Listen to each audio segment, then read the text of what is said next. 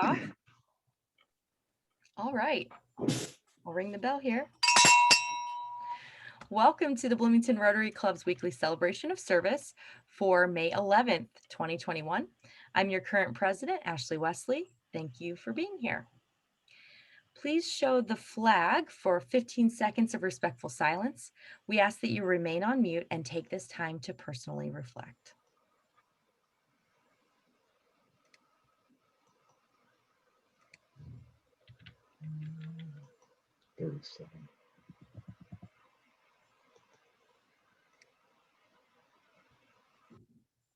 Thank you.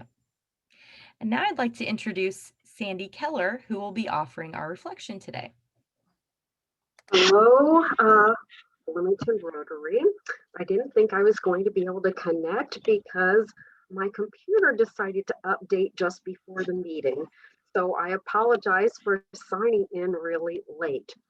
So Ashley contacted me yesterday and asked if I would do this reflection. And as you know, last week, if you were here, I was talking about how excited I was about a documentary called Kiss the Ground. And I can't stop thinking about that documentary and how life-changing it will possibly be if all of us start thinking towards this way of renewing the ground that we walk on and thinking of farming in a completely different way. If you haven't had a chance to plug in and check out this documentary, I really invite you to do it. You will see pictures from all over the world that have been transformed, areas that they've given up to be desert, areas that were no longer tillable that people had left, and the only people that were there were those living in poverty because there was no way to feed themselves and make a living. Places from Africa, Australia, places in the United States. Locally, we have some farmers that are doing this transformative farming that is a complete rethink on how we've been viewing the gift of the earth all this time. So I guess what I would like to reflect on is what our wants and our needs are, because there's a difference. We want to make money. We want to be successful in our businesses. We want to be able to pass things on to our kids. We want to be able to have a good life. But what if the way that we've been using the soil to feed ourselves and to feed each other this whole time, we've been doing it wrong? What if we've been acting as predators or invaders of the earth that we live on instead of fellow beings that actually are using it and using it in a way that it refreshes itself over and over again? What if that's what we're really supposed to be doing? The interesting concept about this that I thought was so amazing is that for years I've been hearing how the carbon footprint is negatively impacted by cattle, by all kinds of animals that are used for farming. And in a way, they really are, because it's the way that we are feeding them. It's the way that we are having them work on farms. But this documentary shows that you can actually map out a farm into small little hectares or acres and move your stock, your livestock, in a very mathematical way to the next plot, to the next plot, month after month after month, until they are fully rotated. And it gives the soil a chance to let the animals actually give back to the earth, but not overgraze it. And then when they are moved, the soil has a chance to go back and replenish itself. You know, there are so many things about the environment that cause me stress and anxiety. And this is one of the first things that I have seen that has actually given me joy and made me feel so excited that I couldn't sleep at night. What we always, you know, a lot of us are fans of the Superman series, Avengers, all the superheroes that have been out there in comic books and in movies, Spider-Man, we all have our favorites. But what if there's the potential of real life superheroes living among us They don't have capes. They're not dressed in red and blue with a big S on their shirts. Maybe they're wearing Carhartt vest and baseball caps. Maybe it's our local farmer. So if you haven't seen it, please do. And I hope you find the same kind of joy in watching it that I have found. It's called a documentary called Kiss the Ground, and it's narrated by Woody Harrelson. And I think that it will do something to not only give you joy, but hopefully to give all of us a reason to be really happy and hopeful. Thank you, Sandy.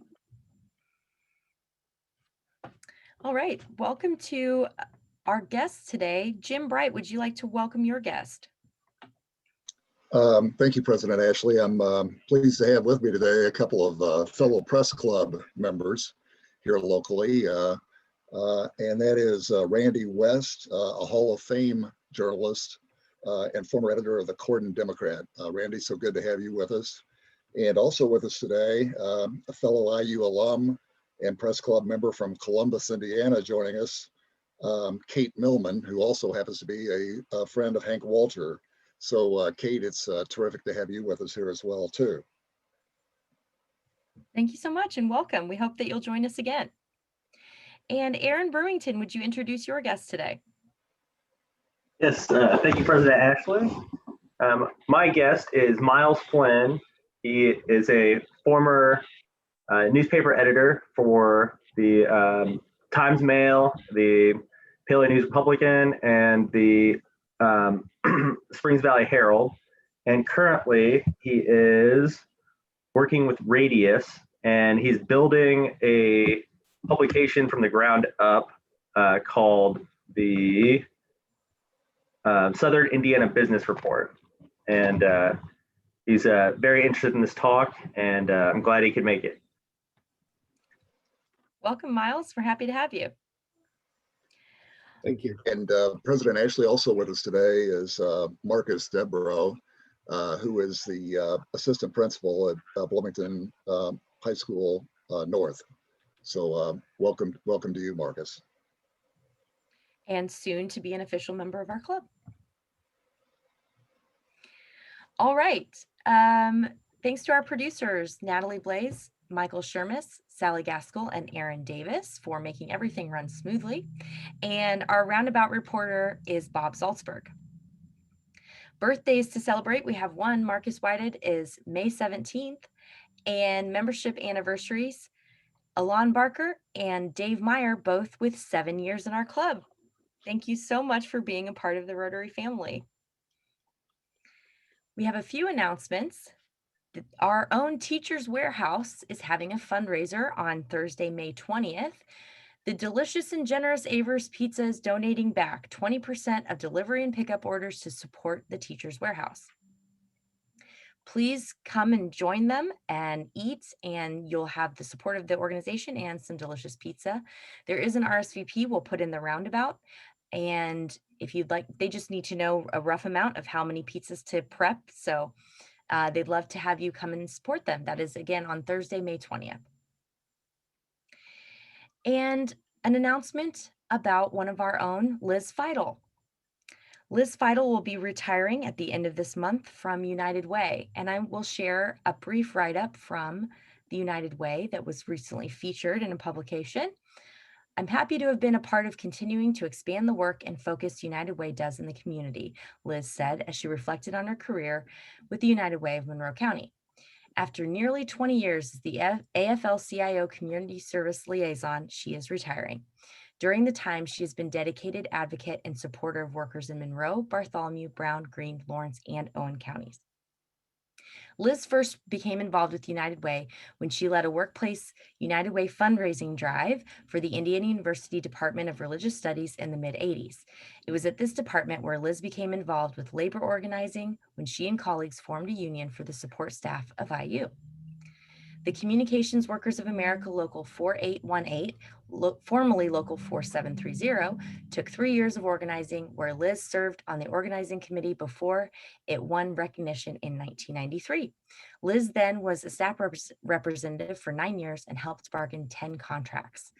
She says that was a very enriching part of her life, and I wouldn't have traded it for anything. and that experience started Liz's involvement in labor work. It just seemed to be my career home. Join the United Way on Thursday, May 27th from 4 to 6 to wish Liz a happy retirement. And they'll be hosting a drive-through social distance celebration at the United Way parking lot at that time. So I hope that we can all turn out and wave and wish Liz well as she moves on to her next step. And I'd also like to share that Liz's membership with our club will also end with her retirement on May 31st. She'll be focusing her new life in retirement with her husband, Al. And if you would like to contact Liz, you can use her personal email, which we'll share in the roundabout, and I'll put in the chat here. Liz, do you have anything you'd like to say? Well, thank you very much. I appreciate the recognition, and I'm going to look forward to retirement. Thank you. It's been a pure joy to have you as a part of our club, and we hope that you enjoy this next step in your journey.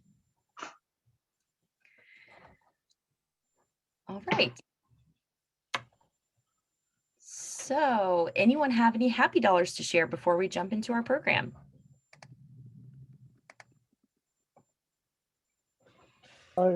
Unhappy dollars for losing.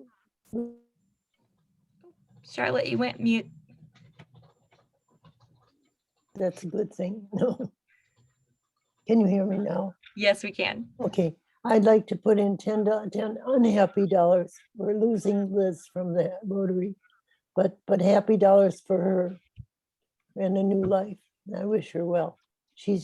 I can't believe that she got into labor work through the United Way, but I do believe it. And that was wonderful. Thank you. I will do the same. Jim Bright, I'm in for $20 in honor of Liz. Liz, as much as anybody, really turned me on to Rotary, and I'll always be grateful. This is Glenda. I'll throw in $20 for Liz's retirement also. Congratulations, Liz. And you got that house done and got moved in. So, hey. Count me in as well. Liz, how many years is this? 15? 15 for what? Officially at United Way? Oh, United Way. If it was August, it would be 19. 19. Okay, $19 for Liz. Happy dollars. And Thank you. Thank you. And I'll throw in $20 for Liz for bringing me partially into the club. Her and Jean almost 10 years ago brought me in. So thank you, Liz, and welcome and happy retirement. Thank you. I'll throw in 20 for Liz as well. Thank you all.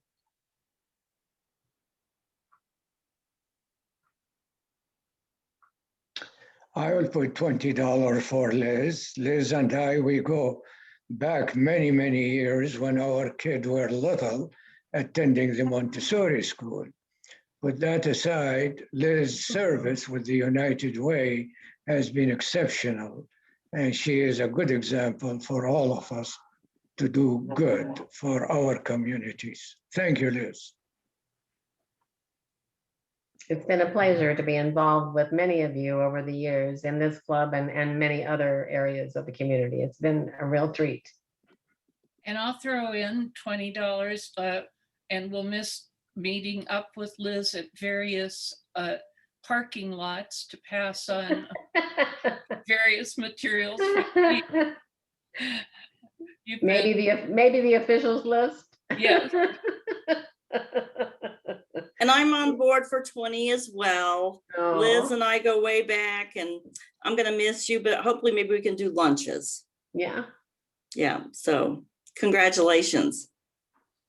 You don't have to quit Rotary when you retire. There are many of us here who are attesting to that. Yeah. Well, we'll see how it goes. We'll just see how it plays out. I'm not retiring because I'm not quitting Rotary because of retirement. I'm quitting Rotary because other personal needs need to happen. Well, I'm going to put in another 20 for Liz. Congratulations, Liz. It's been really fabulous to get to know you. Switching gears a little bit, you'll notice that there's a background that I'm in front of right now, which is the background that we're using for the Bloomington Early Music Festival this year. Yes. We are 2 concerts in to a week of 6 concerts this evening at 8, and then Thursday, Friday, Saturday at 8. So we invite you all to enjoy with Liz in celebration of Liz and everybody else in Bloomington. It's all free, and just jump online and enjoy the concerts at 8 o'clock. Just another treasure of Bloomington. Yep, as you are. Yeah. And Martha and I are also wanting to honor Liz Feidel for the wonderful work and great community that she helped to create and maintain here. So $20 to Teachers Warehouse. Thank you. And I also would like to contribute $20 to Liz on Liz's behalf to the foundation. And thank you, Liz. I've had the opportunity to know you and work with you for a couple of years in a few different organizations. And I am very, very appreciative of everything you do for this community. Thank you. It's an easy place to be.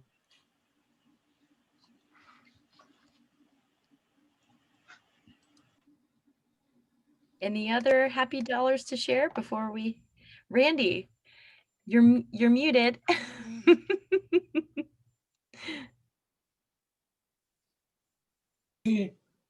How do you throw happy dollars to somebody? I'll throw 20 to Liz. How do I do it? In the chat, there's a link where you can pay through PayPal. If you see that in the chat, anyone can give their happy dollars there, or we can contact you to settle up at another time. Perfect. Is there time for one more? Yes, Jim, go ahead. Hello, everyone. I'd like to put in $20 as well. And I'm sure, like all my other donations, Natalie will contact me to take care of that. But I retired from Indiana University, and I am aware of all the work that Liz did years ago to help form the Communication Workers Union and to fight some of those battles, even though I was in management. And we tried to make things better for you too. Well, that is very, very true. And I've been pro-union, so I'd like to hold a good relationship there. But also, a couple of years ago, I was Capital Campaign Chair for the United Way of Monroe County. And I just appreciate a lot of the talks that we had. And they were sort of short and sweet. As many of you know, Liz, she's not one to banter on for a long time. But I thought they were very valuable, you and the other United Way staff. So it's my pleasure to be able to provide some happy dollars today. And congratulations on your retirement. Thank you so much. All right. Well, thank you for sharing all of those well wishes to Liz, and congratulations. Now let's get to the meat of our program and have Owen Johnson introduce our speaker for today. Owen. Thank you, President Ashley. Our speaker today is a graduate of the University of Dayton, where he worked on the Flyer News. But that was only the start. He has a distinguished record of reporting education and is a pioneer in online reporting. In 2004-2005, he was a Knight Wallace Fellow at the University of Michigan. And in 2005, he won the National Headliner Award for Education Reporter.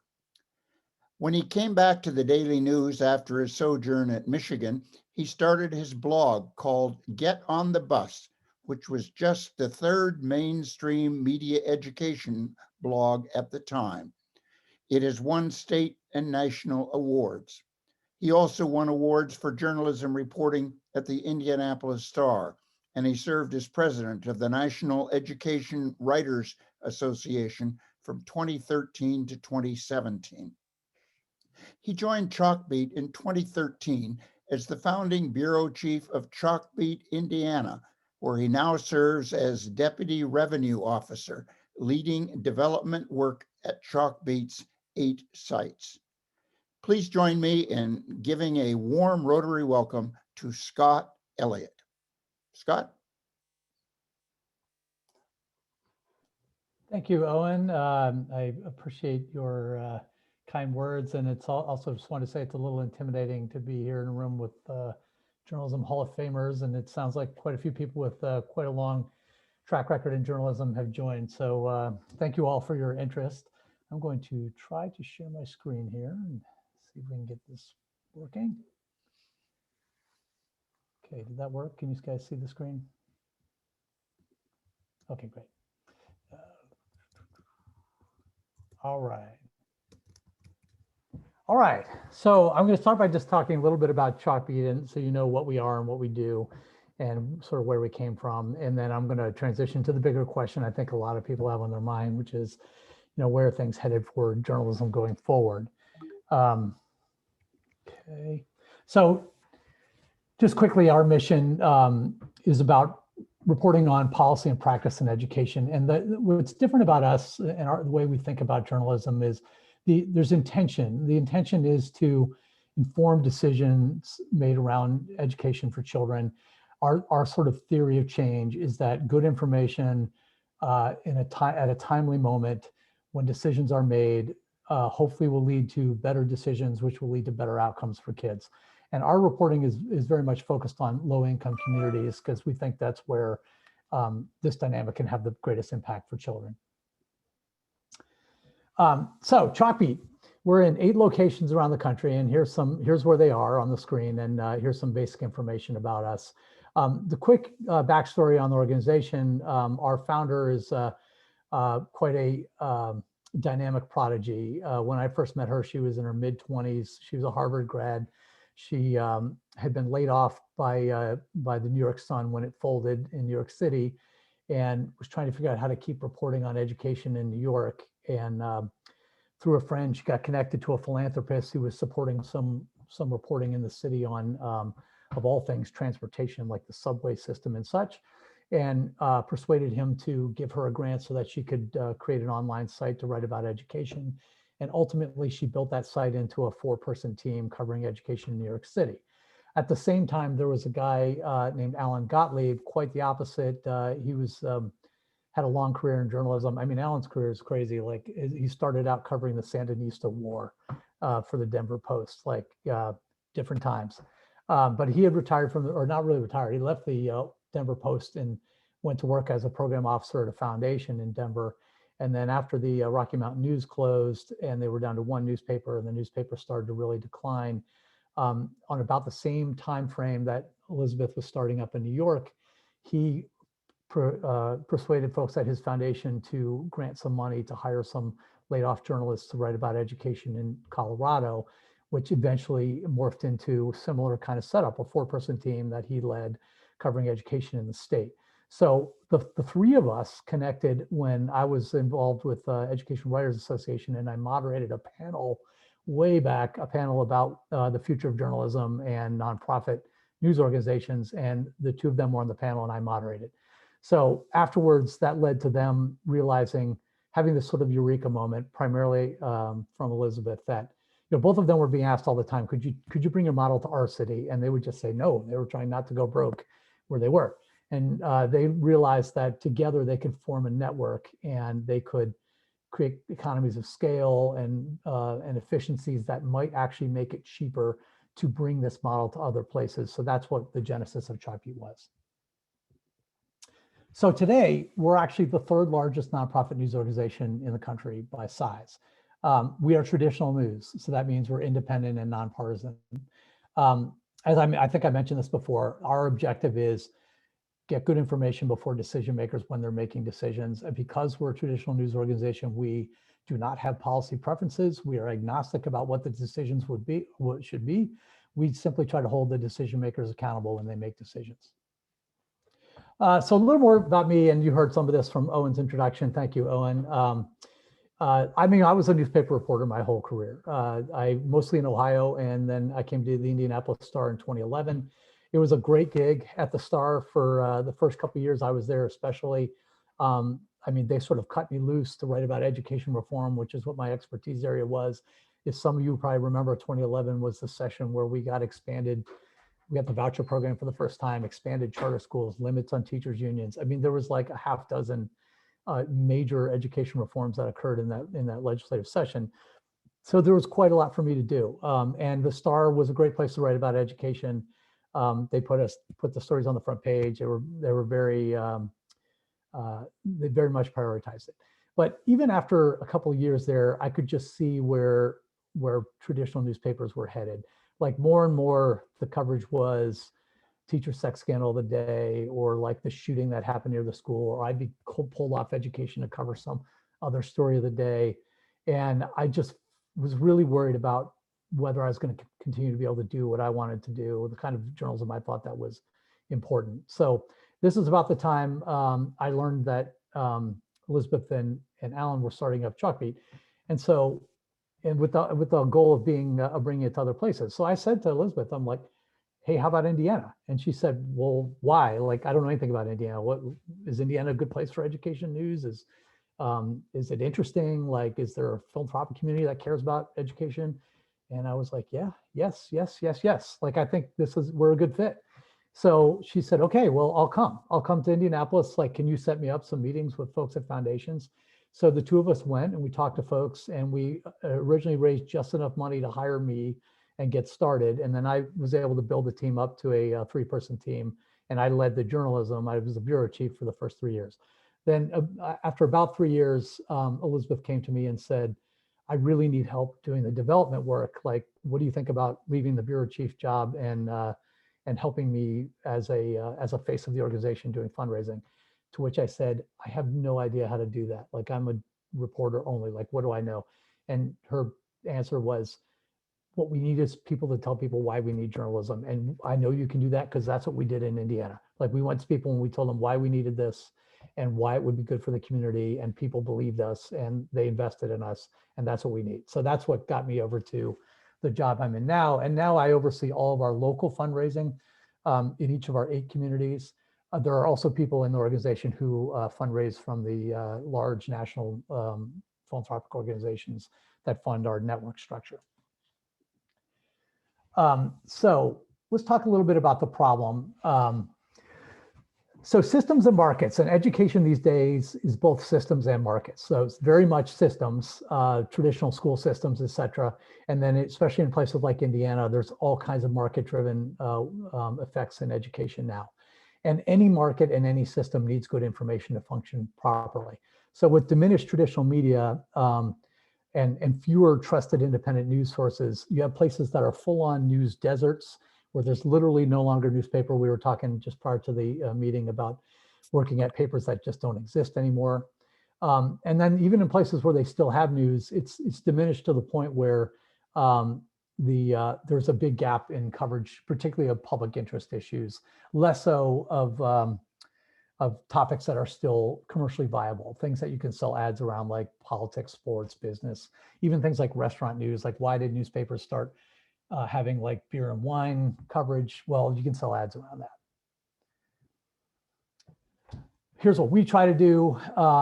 We think you need experience and experienced reporters with expertise, and reporters with ongoing training to write about complicated topics like education. So that's what we try to provide. When there's not that kind of coverage of a complicated issue like education, the voices that get heard by the public are primarily advocacy voices advancing a point of view. So if nobody's covering your school system, who do you hear from? You hear from the PR office of the school district. You hear from the angry Facebook group that is opposed to stuff. You hear from, like third-party advocacy groups that are trying to advance an agenda. Like, those are the messages you hear when there's not an independent source for news. So we try to provide that independent, expertise-driven journalism, and then we try to re-inject it into the conversation in our communities through both our own channels, our website, our web and social media channels, and also our traditional media partners. Here's a little bit about our audience. Our core audience are folks who are working in the education field, but we primarily reach others through our partnerships with other news organizations. And I mean, the impact of our journalism is we've gotten laws changed, we've got policies changed. We've helped teachers learn about changes in the teaching practice that they've adopted. And as you see on our next slide here, this to me is the evidence that makes me feel good that we're gaining trust in our communities. So we do an annual survey of 1,000 readers across all our locations. And more than a third say that they have applied knowledge they gained from our stories to the professional lives. More than a quarter say they've actually used information from Chalkbeat in a decision about their jobs. And the last one is the one that really gets me. So this 13 to 17% in all the surveys we've done have said that they've changed their mind about an education topic because of something they read in Chalkbeat. And if you know anything about education, the politics of education, just like the politics of the country, are very tribal. And it's very, very hard to get people to change their minds about things they think about education. Here's one quick example of an impact that we had in Indiana. And this was back when I was bureau chief, so it's been a few years. But myself and the reporters were noticing that in schools that we went into, that they all seem to be grappling with a large number of non-English speakers. And so we just sort of were sitting around one day and said, we should look at this. Like, is there an uptick in the amount of foreign language speaking children? Like, what's going on? So we did this study and we figured out that, in fact, in Marion County alone, this is also true of the whole state, the percentage or the number of kids who are English language learners had quadrupled in 10 years. So 4 times as many in 10 years. And during that time, the line item in the state budget to support English language learning programs had never changed. So 4 times as many kids and the same dollars to support those kids. So we wrote this story. We partnered with the Indy Star, who published it on the front page. Folks in the legislature literally told us that they read our story, that brought them awareness of the problem they didn't know existed. And that year's budget doubled the amount of funding for English language learner programs. And the next couple of budgets after that also added more money and changed the formula in order to flow more dollars in that direction. I mean, this was an interesting, one of the few times in my reporting career where we wrote about this. The legislature made its change. And by the fall, I was literally sitting in classrooms talking to personnel that had been hired and sitting in on programs that were brand new because they had the funding for it, a real world impact from journalism. These are some of our distribution partners. This is something that makes us and many other nonprofit news organizations different. We will share our content to any partner. It doesn't even have to be a news organization. Our stories have been republished in newsletters and all sorts of other places, but you can republish our story as long as you credit us.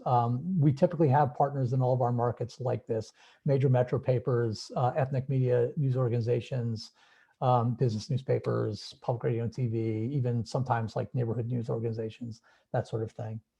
Okay, so let's spend the last few minutes here talking about the big question, which is, where is local media headed in the future? So I just turned 53. And it turns out 50 years is like, I've discovered it's a lot of change happens in 50 years. I was thinking about this a couple of years ago when I gave a version of this speech. I have a really vivid memory of being 7 years old, which was 1975. And my birthday party, my mom had gone to the library and rented some reel-to-reel cartoon movies, right? So they were cartoons that I knew. And we projected them with a reel-to-reel projector on the wall in our house. And my friends came over and we watched cartoons. Like on-demand cartoons was like the coolest thing that I had ever seen. So I vividly remember this. And I remember this conversation with my grandmother at the party in which I asked her what her favorite cartoon was when she was a kid. And she told me television did not exist, which was crazy, absolutely crazy to me. And she sort of got talking about this and started telling me how she remembered when they got their first telephone. So I remember at the time thinking like, well, ever since that conversation, whenever I reflected on it, I always thought, well, my grandmother was really, really old, right? So that probably explains that, except I did the math. And because my grandmother was born in 1919, when we had that conversation, she was only 56. And today I'm 53. And so sometimes I think about like how much change happens in 50 years. Like, how would I sound to a 7-year-old today? Like when I started my newspaper career, there was no internet basically. I didn't have a cell phone until 1993. And I put this picture up here because this always creeps me out. That at some point I discovered that that day that I remember so clearly was actually the fall of Saigon in 1975, my birthday. So at the same time I was watching cartoons and chatting with my grandmother, these people had taken everything that they owned and their families and gone to the top of the US Embassy to try to escape an invading army. So just to put it in context of where we were in history. Okay, so the world changes a lot over the course of one lifetime. And the media business today, if you transported 22-year-old me here from 1990 to see the job that I do, my entire job in the last year took place in an internet medium that did not exist, that I would not understand. So that's a lot of change. So what did the internet do to local news? And what it really did was it shattered the bundled model, right? So the way local news organizations work was they bundled commercially viable topics like sports and entertainment, where you could sell ads around it, with public interest stuff like education and social service stories, and like stories around poverty and the environment and all those sorts of public interest topics.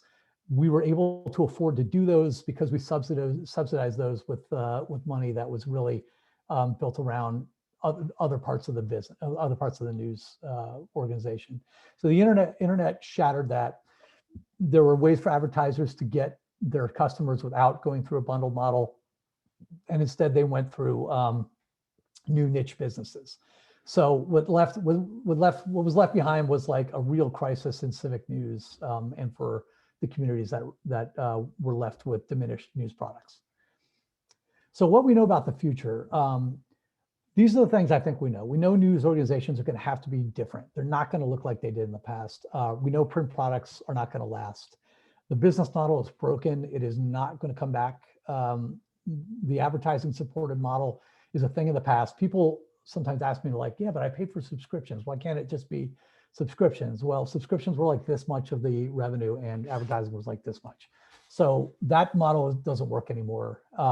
So we need new models and we need new ideas for how to do news. And we're going to need communities, if they want to sustain quality independent news, communities are going to have to step up in various ways to sustain their local news. Here's a quick, this is interesting, an organization that our founder, Elizabeth Green, actually helped start, the American Journalism Project, which does grants to help news organizations get started and grow all around the country. So they estimate it's about $1 billion a year is what it would cost to have enough local coverage in all the places where it needs to be. There's some details here on how they did their math, like how the assumptions went into how many reporters are needed. There are other assumptions that went into what it would cost to get those. But what we know from the 2019 estimate here is that there's a huge percentage of the reporters needed we are not currently hired, and we need about $1 billion a year is what they think. So that sounds like a lot, but you know what? It's actually not as much as you think. And this, when I heard this stat, really blew me away. But $1 billion is about the amount of money that's raised annually to support nonprofit dance companies nationwide every year. Now, nonprofit dance companies, not all of your nonprofit arts, not the theater plus the opera plus the orchestra plus the dance company, not all of that. Just the dance portion of that is the equivalent raised every year through philanthropic means to what we need for news. So I think that makes you see that it's a potentially doable number. Like, why does, like, dance would never be a commercially viable thing. So why do we have dance companies, artistic dance in the country at all? It's because communities value it. So can we get communities to think about news and value it in the same way? This is not my slide, but I thought it was interesting and I just included it. This is the American Journalism Project. So these are their takes on these problems. But why not just revive major newspapers doing digital advertising? I kind of talked about that problem, probably wouldn't work. Convert major metros into nonprofits.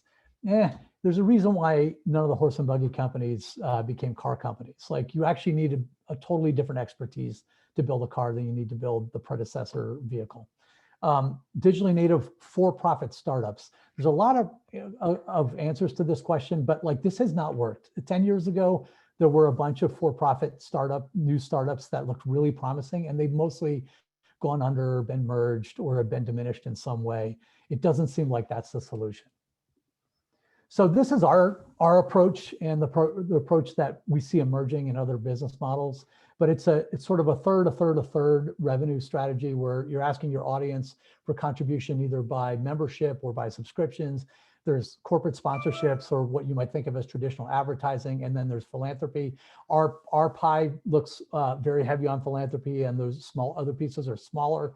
We hope that we can get more balance, but this is what the successful nonprofits are doing. Here are some examples of those.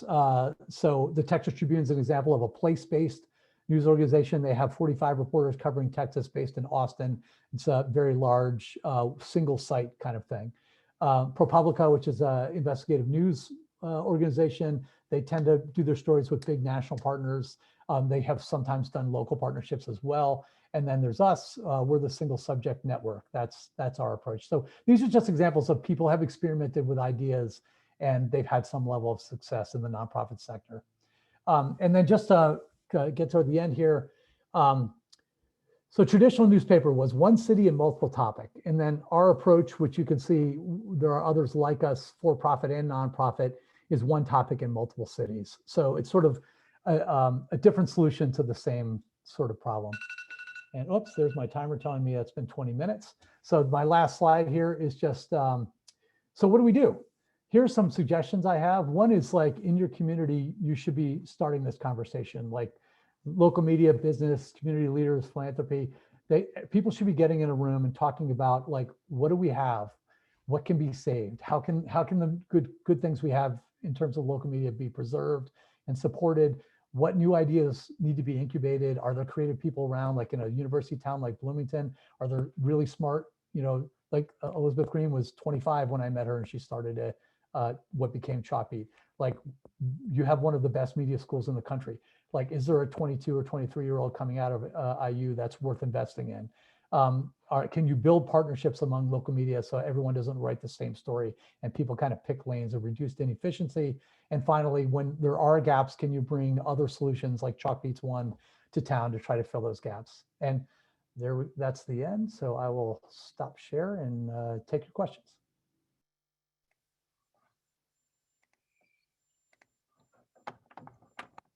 Thank you so much, Scott. Let's have some questions. We've got some nice time here to address questions. So I can't see everyone. If you can raise your hand, Tim Jessen. Yes, you say right off the bat that you are nonpartisan. How can one be truly nonpartisan in the polarized environment we have right now in regard to our news and the way it's communicated? That's a really good question. So like, I'll tell you, as a journalist, it used to always baffle me. People would always ask me, I covered education reform, right? So very polarized. Like people would always ask me, well, which side are you on? Are you pro school district? Are you pro teachers union? Are you pro school choice? Like, do you believe in vouchers? And I've just found that question baffling. It's like, my brother's a Civil War historian and nobody asked him if he's for the South or the North, It's just the interesting thing that he studies. He spends all his time thinking about it and he's curious about it. And he tries to figure out what we can learn from it. And that's how journalists like me think about the world. Like it never once occurred to me to get invested in one side of the argument in the thing that I covered. Now, that said, when you live in a world where there are people who, as part of their political ideology, are trying to attack and destroy the media, it does make it very hard to stay in the center. So that challenge, and I don't have an easy answer to that, except to say that I do think the good journalists in the world still try to approach things from a fairness point of view. I always thought that as long as I was fair to both sides, like heard both sides out, reflected both sides' arguments in my story, that I could live in the middle. And I still think that we can do that. Thank you. Owen Johnson. I'm curious, how do you attract journalists to do this kind of reporting? I have one former student who was with ProPublica for a while, and she's now with Kaiser Health News, a journalism student who just graduated, worked one summer as an intern for Texas Tribune. But how do you get the idea that they can make a career out of this? That's a great question. So in terms of like attracting them to organizations like ours and like the ones you described, there's been an ongoing challenge as me, I've basically been with Chalkbeat since the beginning. There was a long period of just trying to get, for example, kids from IU even apply for our internship. We had a really good internship, paid internship. And like nobody knew what we were and it was very hard to get. I went to IU a couple of times to career fairs just to be like, hey, we're a really cool national news organization in your state. You should apply. We have a really good paid fellowship for the summer. So that challenge, I think, has gotten easier as people actually, honestly, are recognizing jobs at nonprofits like the ones we're talking about are more stable and more accommodating. and less stressful than work at newspapers, which is getting harder and harder and harder every day. The long-term question I do worry about, which is like, I worry about us turning journalism into a profession where you can hack it for about 5 years before you can't afford it anymore and you switch to doing something more lucrative. I know that the organizations that we just talked about, ours, ProPublica, Texas Tribune, we all pay pretty well. You can still have a career. I mean, I'm in my 50s and I've got 2 kids in college and 1 going next year, and I can afford my lifestyle working at a nonprofit like Chalkbeat. Judy Schroeder. My stomach is still sinking from your saying that print newspapers as we have known them are dead. And you talk about having a community discussion about how to adopt a nonprofit model. Who is going to start such a discussion? And there are some examples nationally where philanthropists are supporting local newspapers. Do you think that that is not an option that can be followed? Yes, I don't think that that's a replicable model. I think you propping up a newspaper that has, I mean, like the legacy newspaper is just saddled with too many barriers, right? Like, even think about how long we've been trying to transition out of print product. The print product is too expensive to produce in 2021.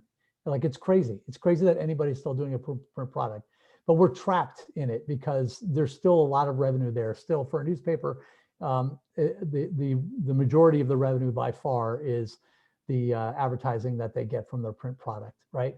So, like, to me, that's like trying to put an engine on a horse and buggy. Like, it's just, we're in a different era. We need a different vehicle. So I don't think that, I think that, having a wealthy individual or a handful of them, like, what you're mostly seeing with folks who have done that is that they lose a ton of money and then they start looking to get out. Like, the LA Times was bought 3 years ago or 2 years ago in a very celebrated transaction, and there was just the big rumor leaked a couple of weeks ago or a month ago that he's trying to figure out how to get out, right? So that's not a viable solution, I don't think. That's why I think that you have to have new players come in. And so in our communities, I travel to our communities and I talk with all kinds of community leaders, right? I talk with people in the business community. I talk with people in government. I talk with philanthropic organization leaders. And I'm always telling them, are you guys in the room together? Like, are you talking about this problem, right? If you're not, you need to be. Like, because here's what's going to happen. And we've seen it in places like Denver and Memphis that are in our network. The newspaper eventually hits a bottom out point where everyone just realized it is no longer working. The Denver Post is just an absolute shell of what it was, right? And so what happens is then somebody comes along and says, we're going to create something new. In Denver, they call it the Colorado Sun, right? So the Colorado Sun was a for-profit newspaper-like online-only entity supported by, some wealthy investors. Like, it has really struggled. Like, they didn't really know their business model. They just ran out there and said, we need something besides the Denver Post. They hired like half the Denver Post staff and they started doing it. And now they're like in danger, like they're struggling to not go under. I don't think we want to do it that way. I don't think we want to try to find a replacement by whoever comes along with the first idea that we have, right? It would be smarter if community leaders and they've since done this in Denver, by the way. They have a really good convening of community leaders talking about how to support them and us and other nonprofit and for-profit models in the city. But like, Indianapolis doesn't even have that conversation happening yet. I've been trying to get people to talk about it for the last couple of years. The conversation's somewhat underway. It is underway in Denver. It is underway in Memphis. It's somewhat underway in Chicago and in Detroit, places that I also do a lot of work. It's not happening at all in Indianapolis and in most cities. So that's where when people ask me, what do we do? I say, get your civic leaders, your philanthropic leaders, and your media leaders talking about the problem and what possible solutions there are. So I have a question. Go ahead, Charlotte. Yeah, it excites me to think of what you just suggested, that it becomes a community issue. And my question is not only how do we do that, and Rotary should know that, but also how do we include something other than the print media, the internet and the TV and the video. There's got to be inclusion of all the different types of media that we have, doesn't it? Yeah, and like for example, in Chicago, there's lots of local media organizations of various kinds. There's an organization called City Bureau, which is really interesting, which they train just regular people in South Side Chicago neighborhood to go to public meetings and write reports. Like they're involved in the conversation in Chicago. Now, I have a hard time thinking of them as like traditional media, but they contribute. Like they contribute to the media conversation. So I definitely think it has to be like the widest net possible. And like in places like Chicago and Detroit are two examples of places that already have, I would say, half dozen or more small news organizations of various kinds. Some of them are for profit. Some of them are like grassroots driven like that. Like some of them are nonprofit like us. Some of them are specialized. Some of them are focusing on an area. Some of them are topics. Some of them, just a government entity or whatever. Like if I was running like the biggest foundation in Chicago, I would want an accounting of who's doing what. And then I would want to like look at that and say, how can we support the things that are working? Like this grassroots thing seems to really work in that neighborhood in Chicago, right? So that's a place to give grants and to give technical support and aid and try to help that thing grow and sustain, right? Oh. But also like, can we get more of those? Can we have them replicated in another Yeah. neighborhood? Maybe we need a different topic like social justice that nobody's covering. How can we bring that? Like, that's what I think, that's what I would try to do if I was like king of a random community or head of the biggest philanthropic organization in a city or something. Like in Indianapolis, does Nouveau play a role? So Nouveau is basically dead. It barely exists. There is still like one person writing for it, but they laid off all their staff, and I don't think anybody gets paid anymore, which is a disaster. I mean, Nouveau was an extraordinarily good alternative newspaper, and this is what I mean. Like, I sort of feel like in Indianapolis, we've waited too long. Like we already let something like Nouveau fail instead of figuring out how to save it. And I worry about that hit bottom moment for the Indianapolis Star. Now, I actually think, I tell everybody around the country, like the Indianapolis Star is extraordinarily good newspaper. Yeah, it's a good newspaper. It's doing really good work. You know what I mean? I used to work there. I have Yes. lots of friends who work there. I admire their journalism, but they're still part of Gannett, and so Gannett newspapers, we've seen this hit bottom moment. The Commercial Appeal in Memphis is a Gannett newspaper, and it got so bad somebody created one of those again, a sort of like nonprofit I guess it's nonprofit. It's a alternative newspaper online is essentially what they've done there. It's also one that probably didn't have the best business model that would have benefited from some like thoughtful discussion before somebody ran out and raised $5 million and just started it and hired 30 people before they knew what they're doing. So like that's sort of what that's what I wish for Indianapolis, and I try to advocate to folks when I talk to them there. Wonderful, thank you. I think that gives some idea of what we should be doing here. Yeah. Scott, do you have a few minutes to stay after the close of our Yes. program? I see Sarah and Alon, I see your hands raised, so we'll get to you after we close. But thank you so much for being here today. And in honor of your presentation, we'll be giving a donation to the Monroe County United Ministries. And Sally, would you tell us about next week's program? You bet. Next week, I think we'll have a really special and personal program. Our fellow Rotarian Glenn Steenberger will share a talk entitled "In the Footsteps of Baden-Powell." My goodness. Okay. Boy Scouts. And let's have our 4-way test so that we can recite that together to close our meeting. Of the things we think, say, or do. First, is it the truth? Second, is it fair to all? Third, will it build build goodwill better and friendships? Fourth, will it be beneficial to all Concern. and fifth, Is it fun? Okay, thank you. Okay.